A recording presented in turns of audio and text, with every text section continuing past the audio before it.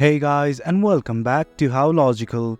In this tutorial, we're gonna look at how to disable your account or deactivate your Badoo account. Now let's begin. Well, do note that I have already logged into Badoo. In case you have not, do log in right now. Now this is the interface of Badoo. Initially, what we need to do is simply go to Profile. The button's right here at the bottom right, simply click on it. And this is your profile page. In context that you want to view your profile, simply click on the image.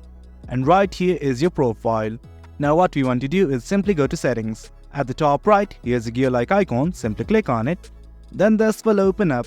Well, there are lots of options like basic info, notifications and everything.